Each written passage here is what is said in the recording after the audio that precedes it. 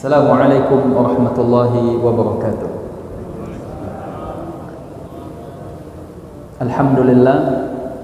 Alhamdulillah wa kafa, wassalatu wassalamu ala nabiyyil mujtaba wa ala alihi wa ashabihi wa mawalah, amma ba'd. Asyhadu an la ilaha illallah waliyul awliya'i was salihin, wa asyhadu anna Muhammadan abduhu wa rasuluh arsalahu Allah tabaraka wa ta'ala rahmatan lil alamin.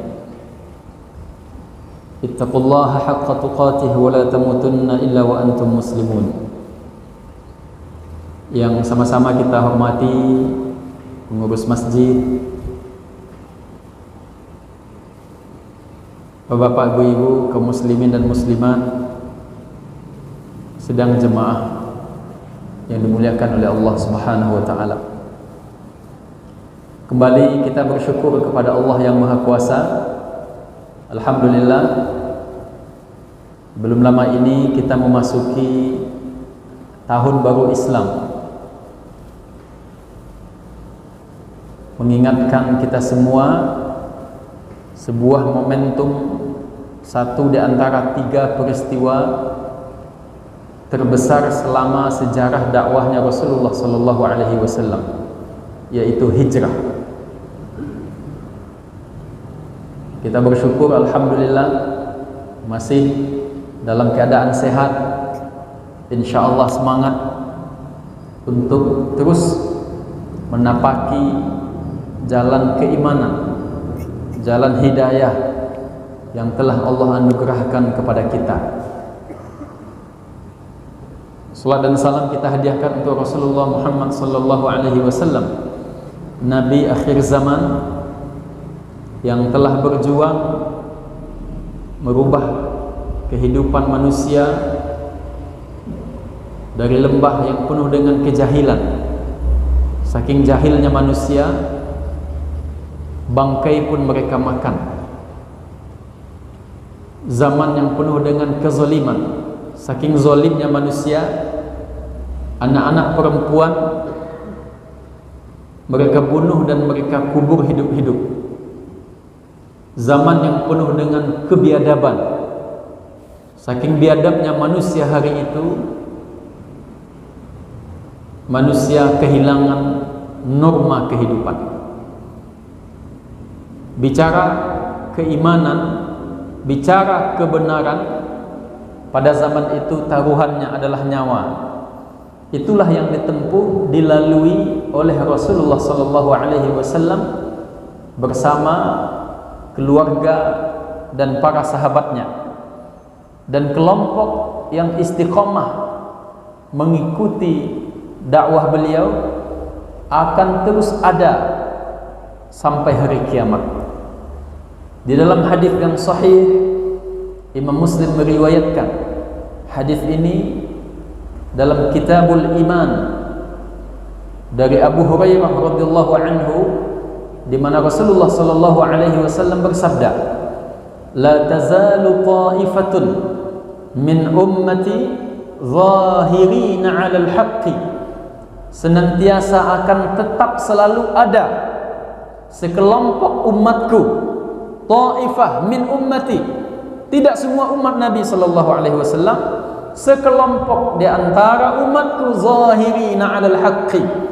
Mereka akan terus berjuang konsisten, komitmen memenangkan al-haq. Apa itu lawan al-haq? Al-batil. Jadi akan tetap ada sampai hari kiamat. La yadurruhum, mereka tidak akan binasa, tidak akan surut, tidak akan takut, tidak akan mundur, tidak akan lemah semangatnya,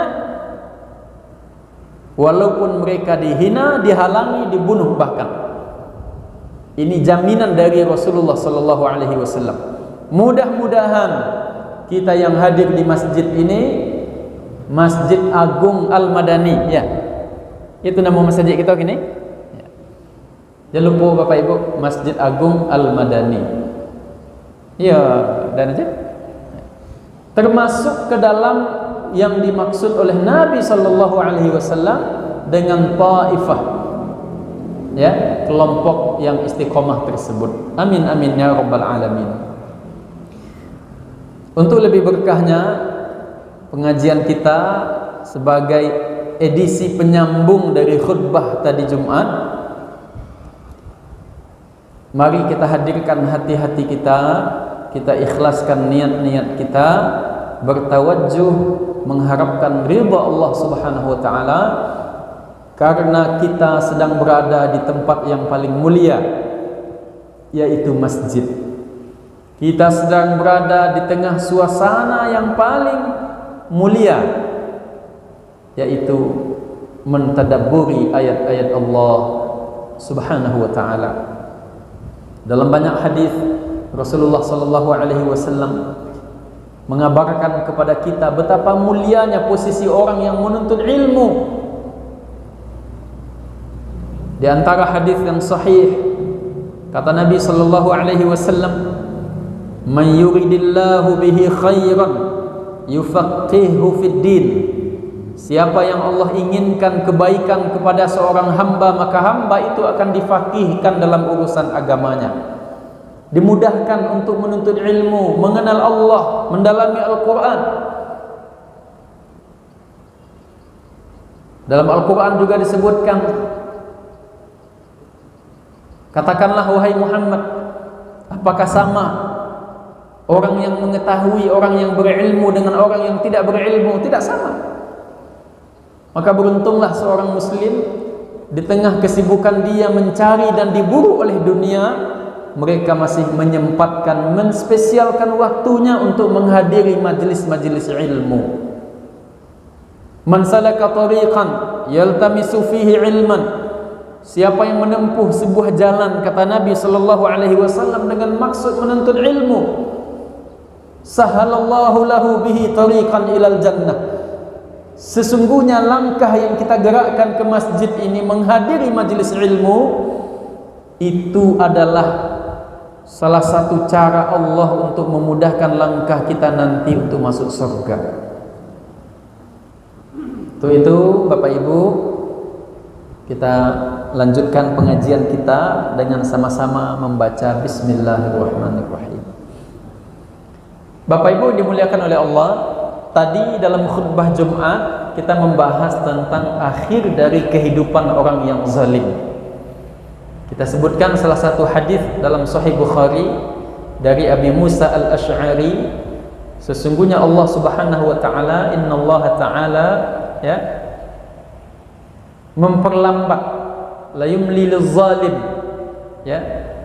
Ada orang zalim di dunia ini, baik itu zalim kepada Tuhannya dengan melakukan syirik, tidak mau menyembah Allah, tidak mau mentaati Allah, mencari sekutu tandingan yang mereka yakini selain daripada Allah, ataukah orang yang zalim kepada dirinya, menganiaya dirinya dengan cara menempuh jalan yang tidak digariskan oleh Allah dan Rasulnya, ataukah orang yang zalim kepada saudaranya, kepada orang lain. Kadang-kalanya kita melihat mereka semakin eksis, semakin kuat, semakin kokoh, semakin mendapatkan gemilang dunia. Apa kata Allah dalam Al-Quran? La tahsabannallaha ghafilan amma ya'malul zalimun. Dan janganlah engkau wahai Muhammad mengira Allah itu lengah lalai dari apa yang dilakukan oleh orang-orang zalim. Innama yuakhiruhum liyaumin tashkhasu fil absar. Allah memperlambat balasan kepada orang yang zalim itu untuk nanti di sebuah peristiwa di mana mata-mata mereka akan terbelalak. Kadang di dunia Allah perlihatkan, mungkin tidak langsung, mungkin tidak setelah langsung dia melakukan kezaliman, Allah perlihatkan kemahkuasaannya. Sekali, dua kali, tiga kali, bahkan berpuluh-puluh kali dia zalim kepada penciptanya, dia menzalimi dirinya, dia menzalimi orang lain. Tapi ketika tiba masanya, hatta lam yuflithu.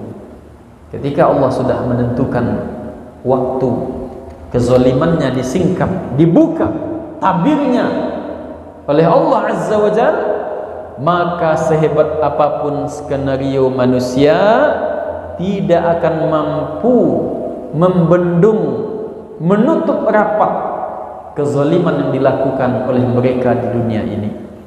Sehingga dalam surat Ali Imran Allah Subhanahu wa taala menegaskan, wa makaru wa makarullah. Manusia itu menyusun rencana, tipu daya, konspirasi.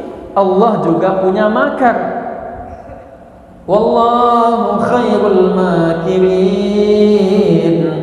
Siapa yang paling baik membuat rencana atau tipu daya? Allah Azza wa Jalla.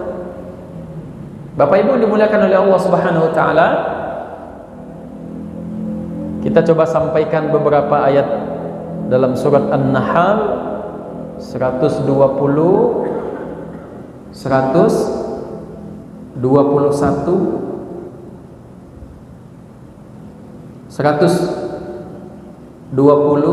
121 dan 122. Ayat ini mengkisahkan seorang figur Khalilullah, Nabi dan Rasul yang diangkat oleh Allah jauh sebelum Nabi Muhammad sallallahu alaihi wasallam, yang diberikan 4 keistimewaan, 4 kelebihan, di mana setiap seorang muslim yang benar pemahamannya, yang lurus tauhidnya, pasti mendambakan 4 keistimewaan ini. Yang pertama, kata Allah dalam Al-Quran, persis pada ayat 121 pertengahannya, apa kata Allah? A'udzubillahi minasyaitonirrajim. Ijtabah. Ini yang pertama. Wa hadahu ila siratim mustaqim. Ini yang kedua. Pada ayat 122, wa atainahu fid dunya hasanah. Ini yang ketiga.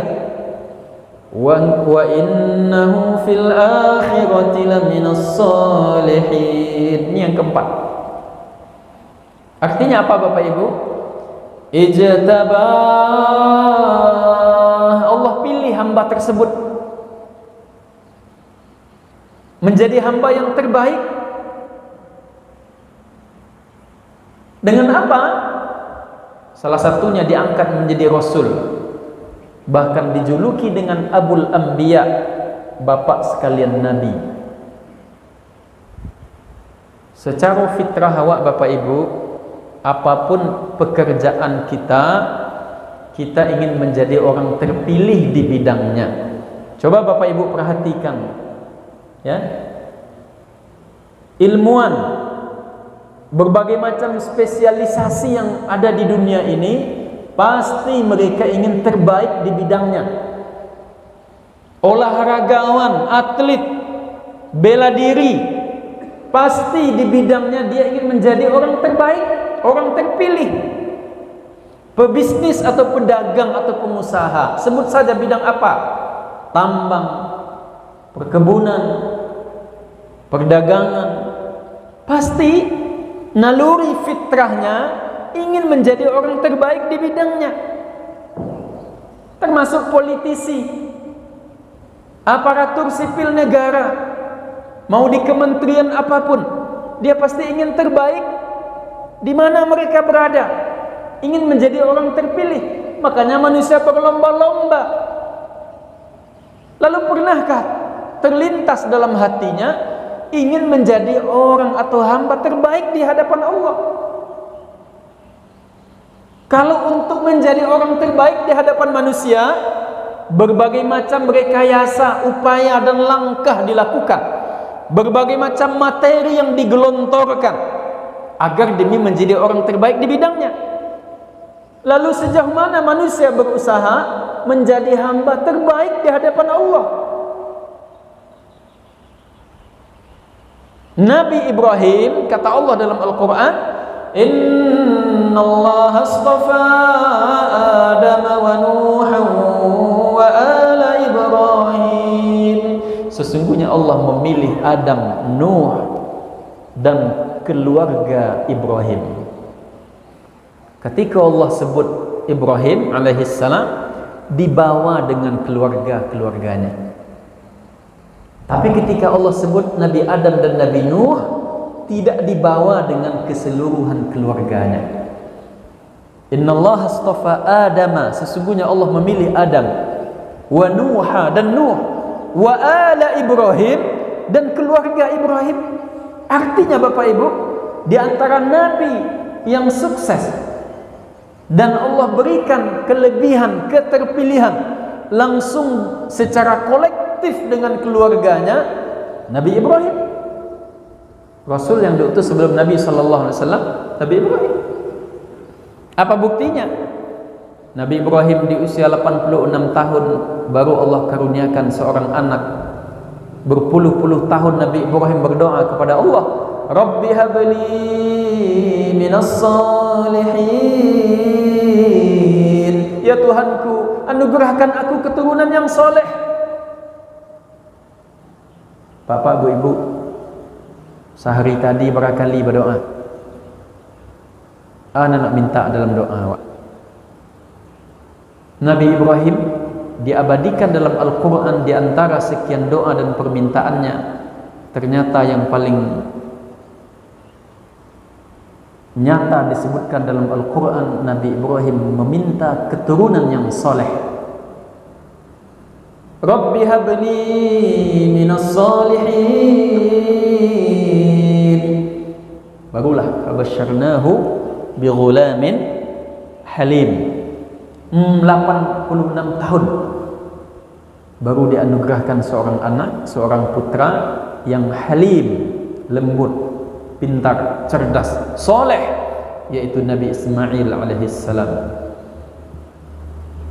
14 tahun setelah itu, dari istri beliau Siti Sarah, Allah anugerahkan juga seorang putra, Ishaq alaihissalam. Kedua-duanya diangkat menjadi Nabi dan Rasul oleh Allah. Dan kedua istrinya juga istri yang salihah, mendukung dakwahnya, menopang keluarganya, memperkokoh perjuangan suaminya. Makanya Allah sebut ala Ibrahim, Nabi Ibrahim secara kolektif keluarganya keluarga terbaik di antara keluarga Nabi dan Rasul yang diutus sebelum Rasulullah sallallahu alaihi wasallam. Ijtabahu, dipilih oleh Allah. Dan bahkan dari garis keturunan Nabi Ismail dan Nabi Ishaq lahirlah para nabi dan para rasul setelahnya. Dari garis keturunan Nabi Ismail yang diangkat menjadi rasul terakhir adalah Rasulullah Muhammad sallallahu alaihi wasallam.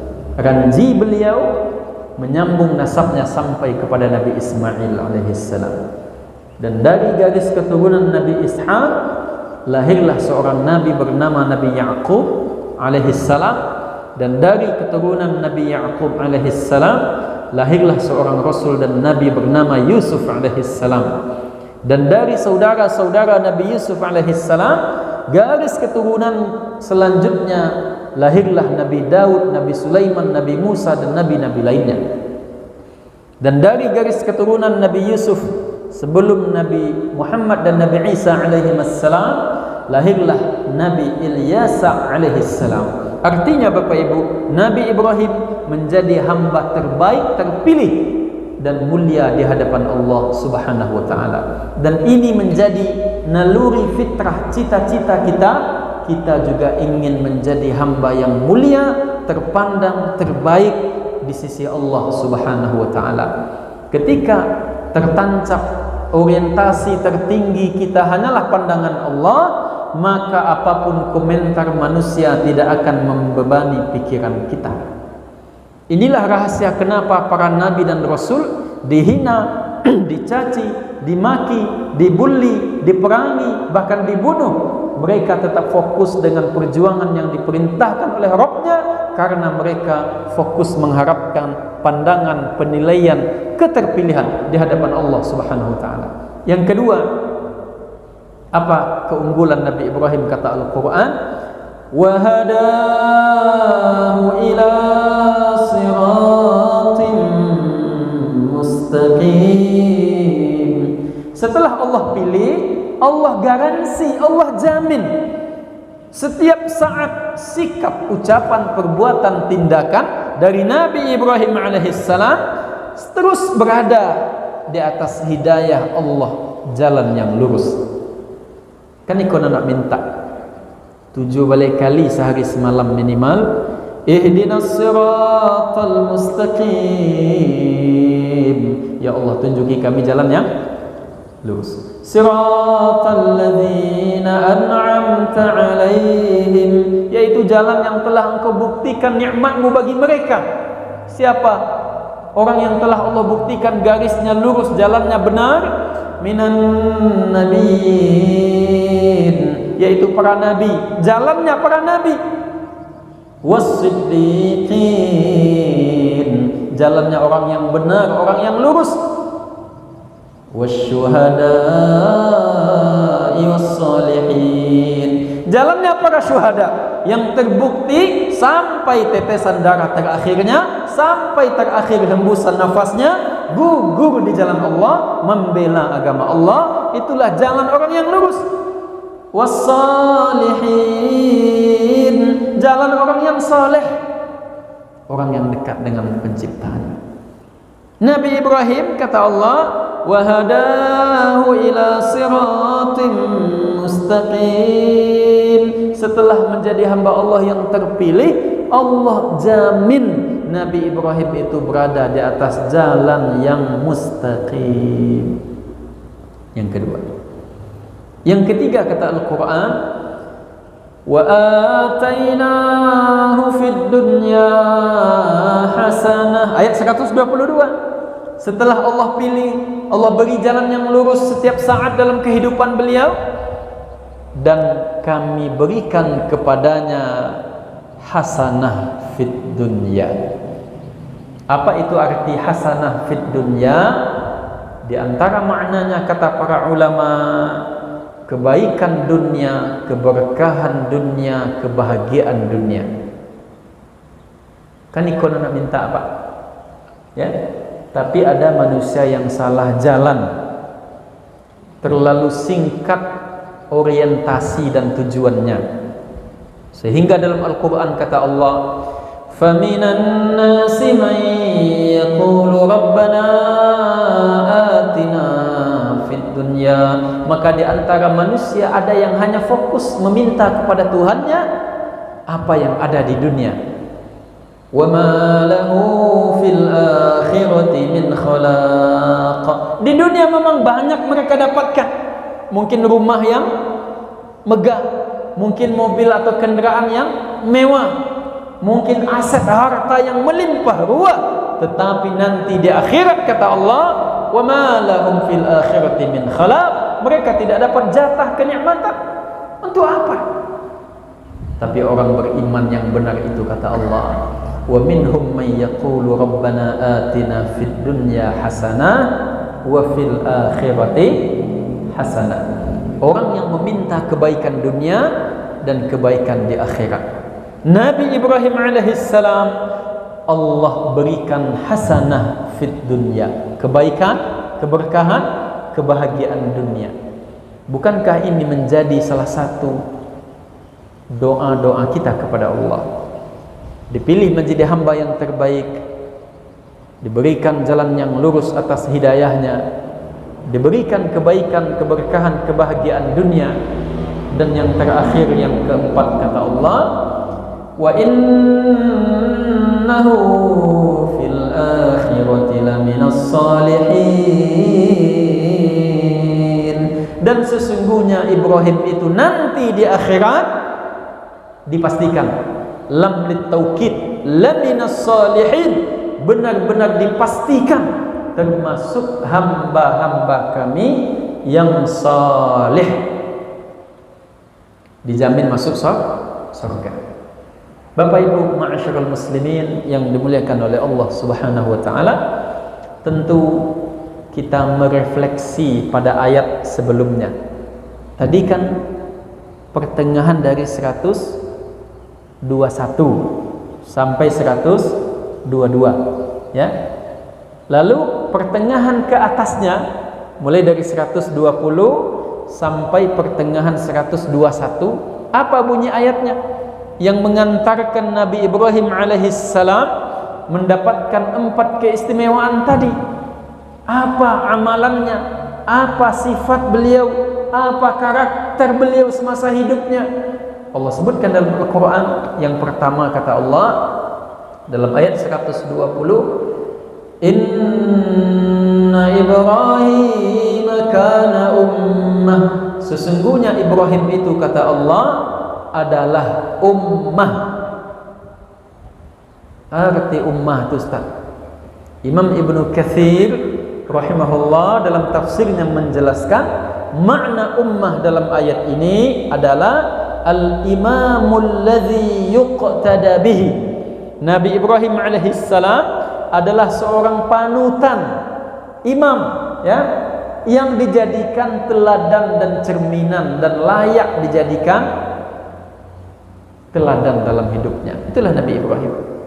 Pertanyaannya Bapak Ibu, siapapun kita hari ini, apapun profesi kita hari ini, sudahkah kita menjadi pribadi teladan yang layak dijadikan contoh, yang layak dijadikan cerminan?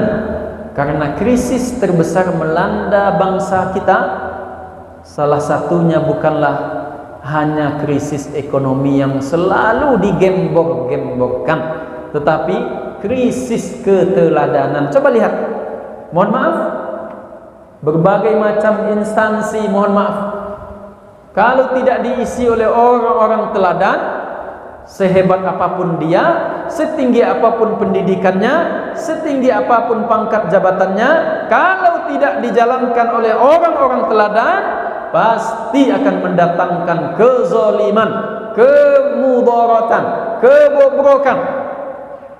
Sangat mudah bagi Allah untuk menyingkapnya. Oleh karena itu Nabi Ibrahim teladan dalam seluruh sisi kehidupannya. Sebagai seorang ayah, coba Bapak Ibu perhatikan, Nabi Ibrahim Pak idola di anak-anak beliau. Buktinya Ustaz, kini awak menjagoan salat subuh anak saja mungkin payah. Kadang-kadang manyayo minta tolong malas. Nabi Ibrahim saking idolanya bagi Nabi Ismail, disembelih pun Nabi Ismail siap. Bagaimana cara Nabi Ibrahim menanamkan rasa cinta, rasa keterpautan hati, rasa keimanan dan ketaatan di dalam sanubari hati putranya? Karena dimulai dengan keteladanan. Jangan wak salah kadang Pak Bu, anak-anak malih baca Al-Quran, malih solat. Di sekolah-sekolah, mohon maaf, kadang-kadang sering sebahagian guru-guru kita mengeluh, badek tangka-tangka anak-anak kini, mereka sudah miskin dari keteladanan. Teladan itu maka suiknya Ustaz, yang layak dijadikan contoh untuk kebaikan itu teladan. Coba lihat Nabi Ibrahim, bagaimana beliau mendidik anaknya. Cara main bawa anak siapa? Apa-apa cara main bawa anak sama dia? Ya, baca cara main bawa anak Pak. Sabut nama ya nak. Nah, itulah keren tu. Ada tak kadang orang main bawa anak aja nama lain? Ada Pak? Berarti lain tak ada risiko. Nak tak ada nama jawab. Nabi Ibrahim memanggil anaknya bagaimana? Coba lihat surat As-Saffat. Ya bunayya. Sama dengan Luqman memanggil putranya. Ya bunayya la tusyrik billah Bunayya itu dalam bahasa Arab sebutan panggilan yang paling sayang dan indah untuk seorang anak. Kok bahasa awaknya mungkin dia nak kandung, anak sayang. Begitu Nabi Ibrahim memanggil Nabi Ismail, ya bunayya, wahai anakku. Namanya saja tidak disebut bahkan, ya kan? Ya bunayya, wahai anakku. Aku melihat dalam tidurku, dalam mimpiku, anni azbahuk, bahwasanya aku menyembelihmu. Dan wahyu yang diterima oleh Nabi melalui mimpi adalah perintah. Jadi kalau Nabi-Nabi dan Rasul itu bermimpi, Pak, itu maknanya wahyu. Sebagaimana dalam hadis disebutkan, ru'yatul anbiya'i wahyun. Mimpinya para Nabi adalah wahyu. Makanya ketika Nabi Ibrahim melihat menyembelih putranya dalam mimpi, itu langsung dipahami dan diyakini adalah perintah Allah. Dan perintah itu dikemas oleh Nabi Ibrahim dalam bentuk bahasa cinta dan kasih sayang. Bahkan Nabi Ismail diajak untuk berdialog. Wahai anakku, aku melihat dalam mimpiku bahwasanya aku menyembelihmu. Fanzur madza tara. Bagaimana pendapatmu? Kalau orang kini kan main daram saya kan anak. Enak. Kecapanya wajib harus ditaati. Tak bisa harga tawar menawar. Nabi Ibrahim mengajak dialog dengan anaknya. Bapak Ibu, Umar bin Khattab radhiyallahu anhu berkata, ada saat-saatnya usia anak-anak itu seakan-akan dia menjadi sahabat dalam berjuang kita. Ajak dia dialog, diskusi, tukar pikiran, adu gagasan. Apa yang timbul dari sikap Nabi Ismail? Dipanggil dengan sebutan yang terbaik, bahkan pendapatnya dihargai dan diminta. Langsung spontanitas, keteladanan juga muncul dari sikap dan jawabannya. Qala ya abati fa'al, wahai ayahku, laksanakan, eksekusi, ya, tanpa pikir panjang, sekalipun taruhannya nyawa. Ini bentuk keteladanan dalam mendidik anak dan membangun rumah tangga. Kemudian Nabi Ibrahim juga mewariskan keteladanan kepada kita dalam bentuk menggariskan antara memilih Allah ataukah memilih dunia kepada keluarganya. Terbukti Bapak Ibu, ketika Nabi Ibrahim akan menyembelih putranya di dekat Mina, tempat jemaah haji melontar jumrah, maka itu menjadi syariat bagi umat Islam sampai akhir zaman. Datanglah iblis membujuk, merayu, menggoda agar Nabi Ibrahim tidak menyembelih putranya.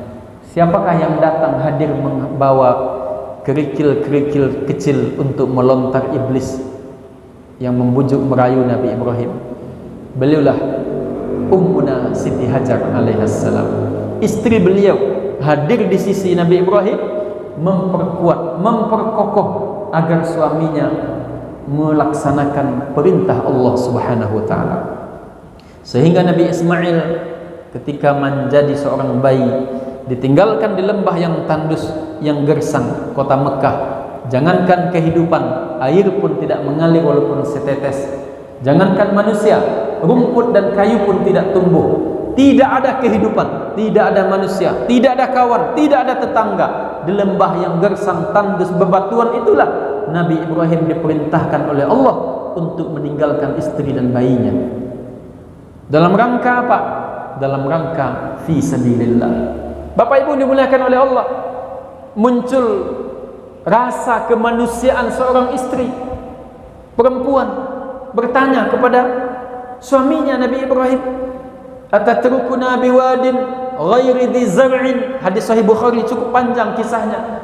Wahai Ibrahim, wahai suamiku, Akankah engkau meninggalkan kami di tempat ini, lembah, tandus, penuh dengan batu, tidak ada kehidupan? Nabi Ibrahim diam, Pak. Nabi Ibrahim diam. Maka Bapak Ibu, ada kalanya diam adalah sebagai jawaban untuk menyelesaikan. Tidak semua kejadian dalam kehidupan kita yang mesti harus kita komentari dan kita sikapi, tetapi ada kalanya dengan diam adalah sebagai bentuk jawaban yang paling meyakinkan. Diam Nabi Ibrahim. Lalu datanglah keyakinan yang kuat dari Siti Hajar. Allahu amaraka bihadza. Apakah Allah memerintahkan engkau seperti ini, meninggalkan kami di sini? Ketika keyakinan itu sudah kokoh tertanam dalam istrinya, Nabi Ibrahim juga tidak mesti menggunakan argumentasi yang panjang untuk menjawab apa yang ditanyakan oleh Siti Hajar. Apa kata Nabi Ibrahim? Naam, iya. Iya. Apa jawaban istrinya? Idzan la yudayyi'ana Allah. Kalau begitu, kalau ini perintah Allah, walaupun kami tinggal di lembah yang sepi, tidak ada manusia, tidak ada air, tidak ada sungai, tidak ada rumput, tidak ada sumber kehidupan, Allah pasti tidak akan menelantarkan kami berdua di sini. Begitu, Pak. Apakah simsalabin tumbuh keyakinan kuat seperti itu? Melalui proses yang panjang. Barulah Siti Hajar setelah ditinggalkan oleh Nabi Ibrahim bersama putranya yang masih seorang bayi yang lemah, Nabi Ibrahim berlalu pergi menjalankan perintah dan dakwah Allah. Siti Hajar bolak-balik berlari-lari kecil antara Safa dan Marwah. Apa ibu yang lah pulang dari Makkah haji dan umrah, taraso nak bara jauhnya berjalan awak dari Safa ke Marwah? Jauh, Pak. Kalau kini awak berjalan di bawah, dingin sejuknya AC, mulusnya keramik, ya kan? Suasana yang aman nyaman, kiri kanan ada manusia.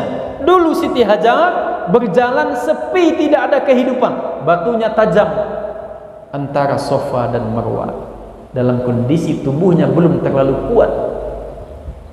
Apa yang terjadi Bapak Ibu? Sekali sampai ke Marwah, balik ke Safa, balik ke Marwah, sampai 7 kali. Ternyata mukjizat yang Allah perlihatkan tidak berada di bukit Safa dan Marwah. Di mana? Justru di tumit seorang bayi yang lemah, yaitu Nabi Ismail, dan disitulah mengalir mata air sumur Zam-Zam. Hikmahnya, Pak. Awak di dunia kau Bapak Ibu, kadang-kadang awaklah sibuk berusaha ke sawah, ke ladang, ke pasar, ke kebun. Kadang-kadang usaha yang kita tempuh, jalan yang kita pilih, hasilnya biasa-biasa saja. Pesan Ustaz, pertama, jangan putus asa. Kedua, teruslah berharap kepada Allah.